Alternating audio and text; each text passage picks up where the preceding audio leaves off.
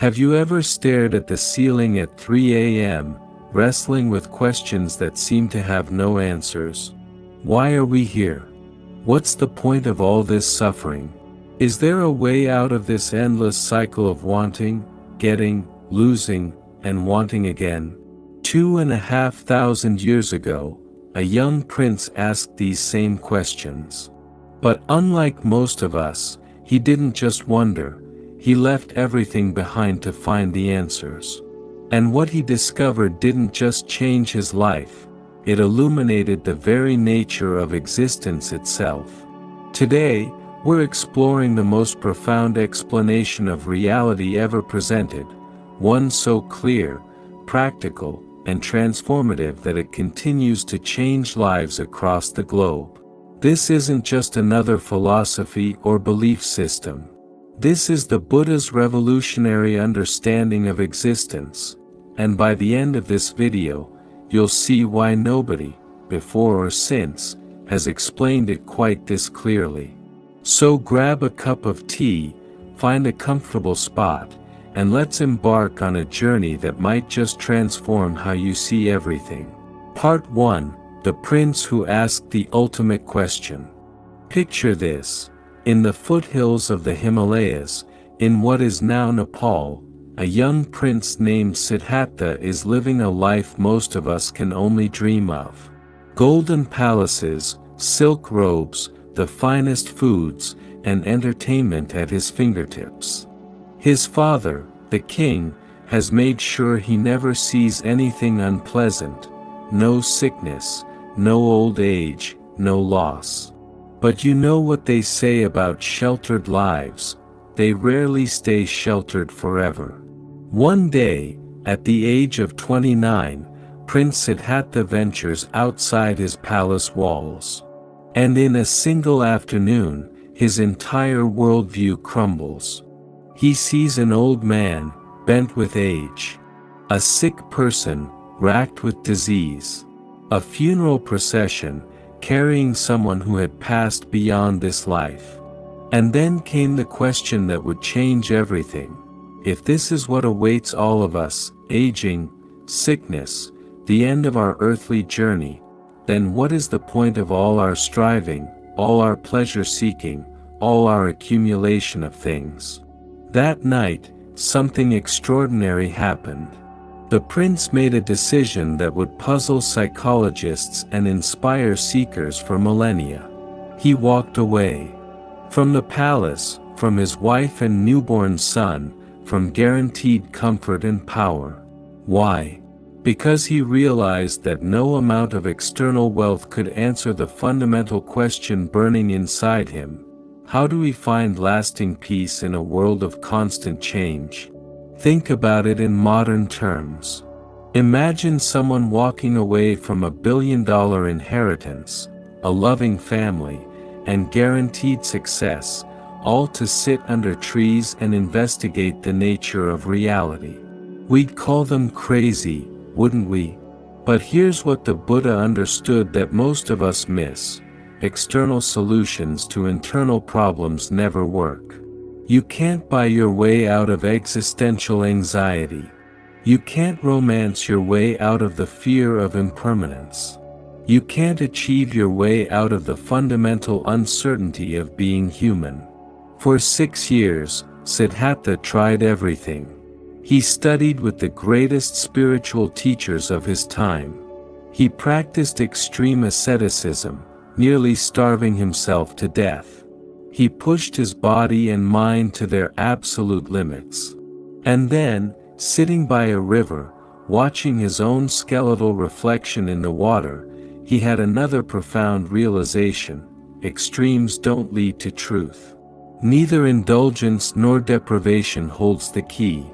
This was the birth of what he would later call the middle way, not a compromise, but a balanced approach that acknowledged both our human needs and our spiritual aspirations. Part 2: The Night Everything Changed, Understanding Enlightenment. Picture the scene: a man, no longer a prince, no longer an extreme ascetic, sits beneath a spreading fig tree. He's made a simple but profound decision. He will not move from this spot until he understands the true nature of existence. As night falls, something unprecedented begins to happen. It's not magic, it's not supernatural intervention, it's the result of years of disciplined investigation into the nature of mind and reality. On that night, Siddhattha didn't just become enlightened, he became the Buddha, which literally means, the awakened one. And what he awakened to was so clear, so practical, and so profound that it would provide answers to humanity's deepest questions. As dawn broke, the Buddha had gained what are called the three knowledges. First, he saw the endless cycle of existence, how beings are born, live, and pass on based on their actions and mental habits. But more importantly, he saw that this wasn't some cosmic punishment system. It was simply the natural law of cause and effect playing out across lifetimes. Second, he understood karma, not as fate or destiny, but as the simple truth that our actions have consequences, and our mental states shape our experience of reality. Every thought, every word, every deed creates ripples in the fabric of our existence. And third, he saw the Four Noble Truths, the most elegant explanation of human suffering and its solution ever conceived. Let me share a story that brings this ancient wisdom into our contemporary world. Sarah was a successful marketing executive in New York.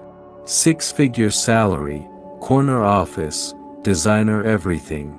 But despite all her achievements, she found herself crying in bathroom stalls, wondering why nothing she accomplished ever felt like enough.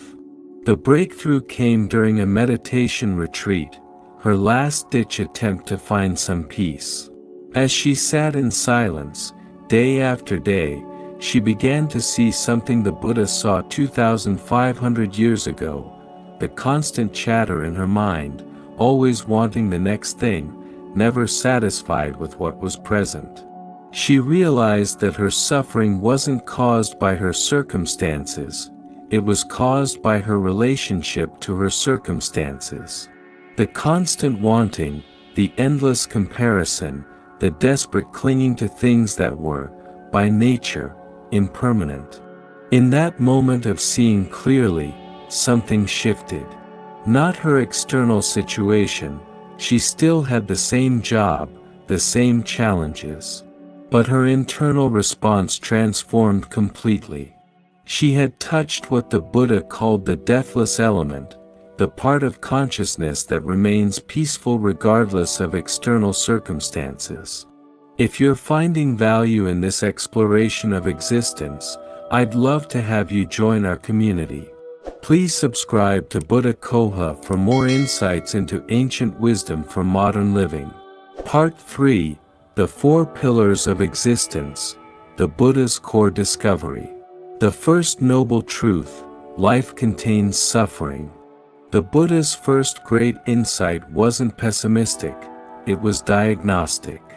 Like a skilled physician, he identified the symptoms before prescribing the cure. Dukkha, often translated as suffering, is more nuanced than our English word suggests.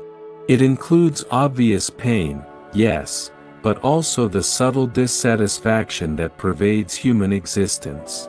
The restlessness when things are going well because we know they won't last.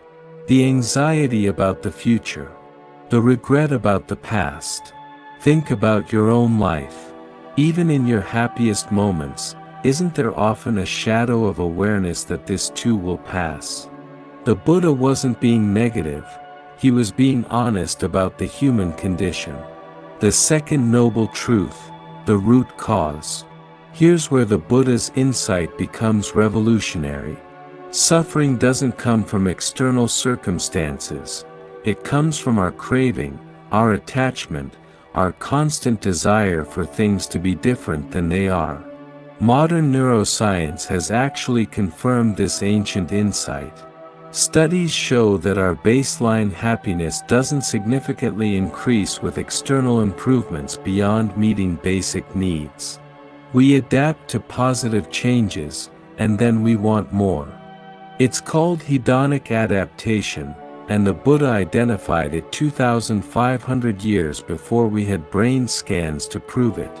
The third noble truth: freedom is possible. But here's the beautiful part: if suffering comes from our craving and attachment, then freedom from suffering is possible. It's not about eliminating all desires or becoming emotionally numb. It's about changing our relationship to our wants and needs. Imagine being able to enjoy success without being devastated by failure. To love deeply without desperate clinging. To have preferences without being enslaved by them. This isn't suppression, it's liberation. The fourth noble truth: the path to freedom. And this is where the Buddha's practicality shines. He didn't just identify the problem and the possibility, he laid out a complete roadmap, the Noble Eightfold Path. Right understanding, right intention, right speech, right action, right livelihood, right effort, right mindfulness, right concentration. Not rules imposed from outside, but a systematic approach to developing wisdom, ethical conduct, and mental discipline. Let me tell you about Marcus, a day trader whose life perfectly illustrates these principles. Marcus was making good money, but he was a wreck. Every market fluctuation sent him into emotional chaos. Wins made him euphoric but paranoid about losing it all. Losses triggered panic attacks and sleepless nights. During one particularly brutal losing streak, he stumbled upon Buddhist teachings on attachment. At first, he thought it meant he should stop caring about money entirely. But as he studied deeper, he realized something more subtle. He could still trade professionally without his identity and happiness being enslaved by the results. He began practicing mindfulness during trading. When the urge to revenge trade after a loss arose, he'd pause and breathe. When the temptation to risk everything on a sure thing appeared, he'd remember the Buddha's teaching on impermanence. Within months, not only did his trading performance improve, but his relationship with uncertainty transformed completely. He still preferred wins to losses, but he was no longer devastated by either. He had found what the Buddha called the unshakable peace that comes from understanding the nature of impermanence. Part 4: The Revolutionary Teaching Method: Why Buddhism Works. What makes Buddhism unique among world religions is its empirical approach. The Buddha famously said, "Don't believe something just because I say it, or because it's written in a book, or because it's traditional. Investigate for yourself. Come and see." This is revolutionary. Most belief systems ask for faith first, understanding second. Buddhism flips this completely. Test these teachings against your direct experience. If they don't work, discard them. If they do work, use them. The Buddha wasn't a one-size-fits-all teacher. He understood that different people needed different approaches to reach the same destination. This adaptability, called upaya or skillful means, is why Buddhism has flourished across such diverse cultures. Consider the story of Angulimala, a man who had caused tremendous harm and was lost in a cycle of violence when he encountered the Buddha. Now, imagine you're counseling someone who's caused immense pain to others. Most of us would either flee in fear or deliver harsh judgment. But the Buddha saw something different. He saw a deeply confused and suffering human being who could be transformed. Through patient dialogue, he helped Angulimala understand that harmful actions only created more suffering for everyone involved, including himself. Angulimala not only changed his ways completely, he became a monk and eventually achieved enlightenment. This story illustrates something profound about the Buddha's approach.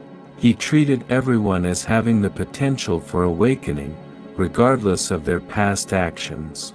Then there's Kisagotami, a mother whose infant son had passed away. In her grief, she carried the child from house to house, hoping to find someone who could help bring him back. When she came to the Buddha, he didn't give her a philosophical lecture about loss and impermanence. Instead, he said, "I'll help you, but first, bring me a mustard seed from a house where no one has ever experienced loss." She spent the entire day searching. Every house had mustard seeds, but every house had also experienced the pain of losing loved ones. As night fell, the profound truth dawned on her: loss is not a personal tragedy, it's the universal condition. This realization didn't eliminate her grief, but it transformed it from isolating despair into connected understanding. She wasn't alone in her pain, she was part of the human community that all faces impermanence together. What we're seeing here is sophisticated psychology 2,500 years before psychology existed as a discipline. The Buddha understood that transformation happens not through argument or authority, but through insight that arises from direct experience. Modern therapy often follows similar principles, helping people discover their own insights rather than imposing external solutions. Cognitive behavioral therapy, mindfulness-based stress reduction, and acceptance and commitment therapy all draw heavily on Buddhist psychological insights. Before we continue with the final insights, if this content is resonating with you, please consider subscribing to Buddha Coha and hitting the notification bell. Your support helps us continue sharing these transformative teachings. Part 5, The Universal Message, Buddhism for Everyone. In the Buddha's time, Indian society was rigidly stratified by caste. Your birth determined your spiritual possibilities, or so the conventional wisdom went. The Buddha shattered this completely.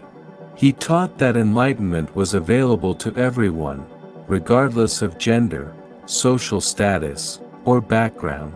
His first disciples included former thieves, prostitutes, kings, and peasants.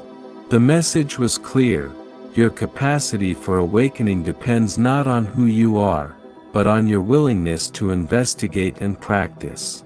At the heart of Buddhist practice are the 5 precepts, not commandments handed down from on high, but practical guidelines discovered through wisdom. 1. Avoid harming living beings, because violence creates suffering for others and cultivates cruelty in ourselves. 2. Avoid taking what isn't given, because stealing breeds distrust and greed. 3. Avoid sexual misconduct, because it causes pain to others and ourselves. 4. Avoid false speech, because lies destroy the trust that holds communities together. 5. Avoid substances that cloud judgment, because clear awareness is essential for wise action. Notice the psychology here. These aren't arbitrary rules but descriptions of actions that naturally lead to greater happiness and peace for everyone involved. The Buddha's understanding of karma is often misunderstood as fatalism or divine judgment. Actually, it's more like understanding gravity, a natural law that operates whether you believe in it or not. Every action, every word, every thought creates conditions that influence future experiences. Not as punishment or reward, but as a natural consequence. Plant seeds of kindness, and you cultivate a mind that experiences more kindness. Plant seeds of anger, and you water the roots of your own suffering. Jennifer, a nurse in Chicago, profoundly discovered this truth. She had been working in a hospital's ICU for 5 years, gradually becoming more emotionally distant and hardened. The constant exposure to suffering and loss was wearing her down. Then she attended a Buddhist meditation group where they discussed loving-kindness practice. Initially skeptical, she decided to experiment. During her shifts, she began silently offering wishes for healing and peace to her patients. Something remarkable happened. Her patients began responding differently to her. They seemed calmer, more trusting. Other staff members commented on the change in atmosphere when she was on duty. But the most profound transformation was internal. By cultivating compassion for others, she had accidentally healed her own emotional exhaustion. She had discovered what the Buddha taught: the mind that gives kindness is the same mind that receives peace. This is karma in action, not some cosmic accounting system, but the simple truth that the mental states we cultivate shape our experience of reality. Part 6: The Enduring Mission, Liberation for All Beings. The Buddha didn't just teach individuals, he established the Sangha, the community of practitioners. He understood something crucial: spiritual development happens best in a supportive community. This wasn't about creating an exclusive club, but about providing mutual support for the challenging work of inner transformation. The Sangha became a laboratory for practicing the teachings, learning to live together with patience, generosity, and wisdom. As Buddhism evolved, it developed the beautiful concept of the Bodhisattva, one who vows to help all beings achieve liberation before entering final peace themselves. This represents the ultimate expression of the Buddha's mission, not just personal freedom, but universal compassion. You don't have to be a Buddhist to embrace this ideal. Anyone who dedicates their life to reducing suffering and increasing wisdom in the world is embodying the Bodhisattva spirit. Dr. Sarah Chen runs a community health clinic in Oakland. Trained in both Western medicine and Buddhist principles, she's created something unique: healthcare that treats not just physical symptoms but the whole person. Her waiting room has meditation cushions alongside medical journals. She teaches breathing techniques to anxiety patients and mindfulness practices to those with chronic pain. But most importantly, she approaches each patient with what Buddhists call beginner's mind, seeing each person fresh, without judgment or preconceptions. Her success rates are remarkable, but what's more remarkable is how her approach has influenced other healthcare providers. They're beginning to see that healing involves not just fixing what's broken, but nurturing what's whole. This is the Buddha's mission continuing in the 21st century, bringing wisdom and compassion wherever suffering exists. Part 7: The Clear Explanation, Why Nobody Said It Better. So why hasn't anyone explained existence more clearly than the Buddha? Let me suggest 3 reasons. First, comprehensiveness. The Buddha addressed every level of human experience, from the most practical daily concerns to the deepest metaphysical questions. His teaching includes ethics, psychology, philosophy, and methodology, all integrated into one coherent system. Second, testability.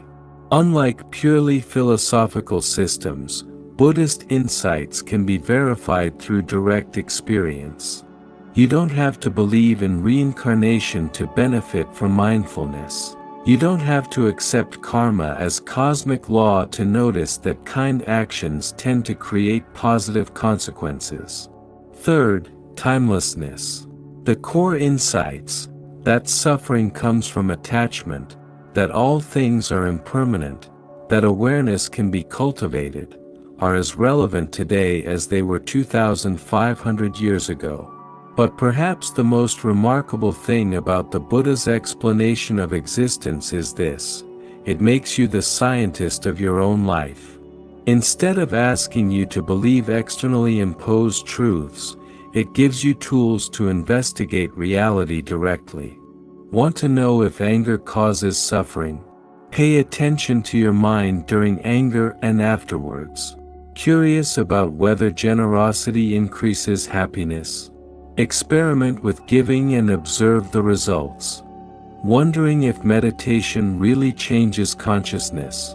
Try it consistently for a month and see for yourself. This empirical approach means that Buddhist insights become not beliefs but verified truths based on your own experience.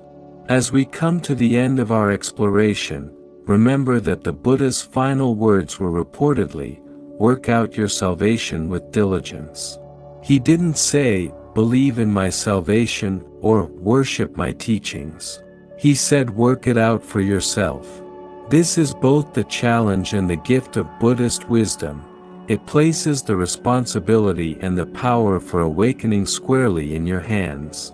The path the Buddha described isn't always easy, but it is clear. It doesn't promise quick fixes or miracle cures, but it offers something more valuable, a reliable method for transforming suffering into wisdom, confusion into clarity, and isolation into compassion.